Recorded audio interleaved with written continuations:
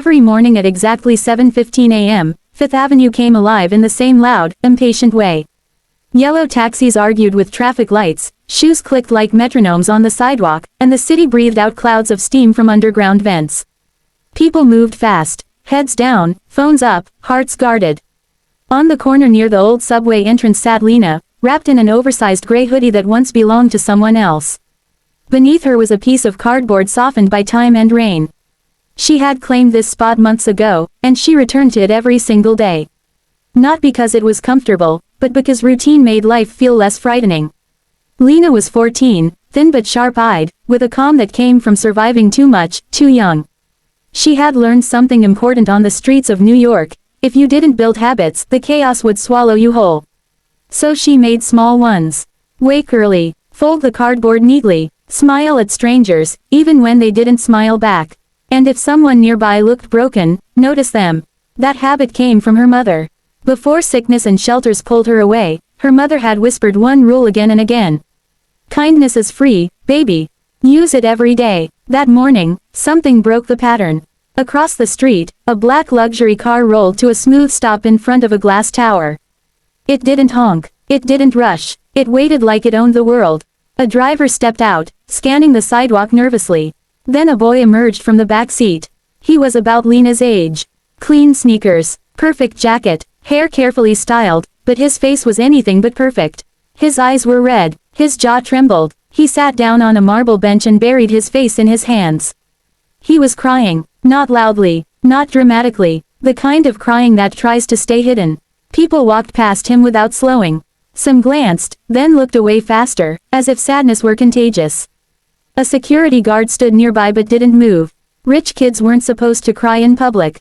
Lena watched from across the street, her fingers tightening around the strap of her backpack. She told herself to stay where she was.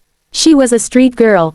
Invisible. A problem people avoided. But then she saw the boy wipe his face and whisper something to himself, his shoulders shaking. Her habit answered before fear could. She crossed the street. Up close, the boy looked even more lost. Lena stopped a few steps away, careful not to startle him. "Hey," she said softly, her voice gentle from practice.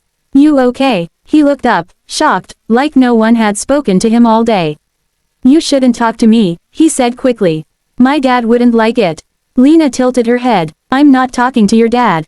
She reached into her pocket and pulled out a granola bar, bent, warm from her body, and already half-eaten. She broke it cleanly in two and held one piece out to him.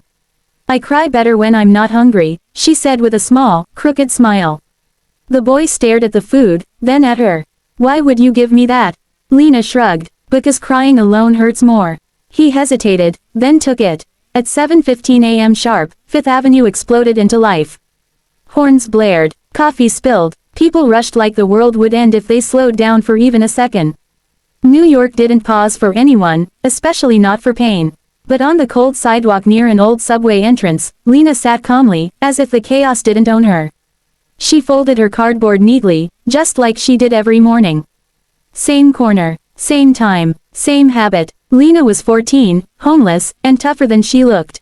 Life had taught her one powerful lesson early on: habits keep you alive when hope feels unstable. So she built them carefully: wake early, stay alert, smile when possible, and never ignore someone who was hurting. That last habit came from her mother. "Kindness costs nothing," her mom used to whisper. "But it can buy miracles." That morning, a miracle began with tears. A sleek black luxury car slid to a stop across the street, shining like it belonged in a movie. The kind of car Lena only saw in magazines people threw away. The driver stepped out, tense. Then a boy climbed from the back seat. He looked rich, expensive jacket, perfect shoes, but his face was falling apart.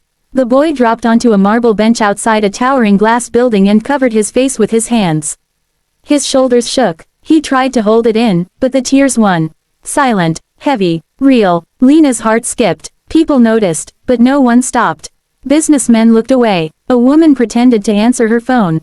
Even the nearby security guard stood still, eyes forward.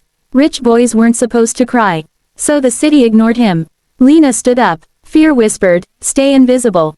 Habit shouted, "Go." She crossed Fifth Avenue, dodging footsteps and stares, until she stood a few feet from him. "Hey," she said gently. "You okay?" The boy jerked his head up, startled. His eyes were red, shining like glass.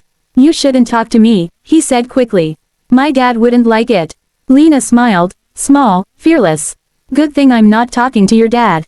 She reached into her pocket and pulled out her last granola bar. Bent, warm, precious. Without hesitation, she snapped it in half and held one piece out to him. I cry better when I'm not hungry, she said lightly. The boy stared at the food like it didn't make sense. Why would you give me that? He asked, voice breaking. Lena shrugged, like it was obvious. Because crying alone hurts worse. Something cracked. He took the granola bar. His fingers trembled. He took a bite, and suddenly the tears came harder. Not weaker, freer. They sat there together. A street girl and a millionaire's son. No titles, no walls, just two kids breathing in the middle of a city that never cared. And in that loud, uncaring place, a simple habit, kindness, repeated without thinking, sparked a chain of events powerful enough to rewrite a life.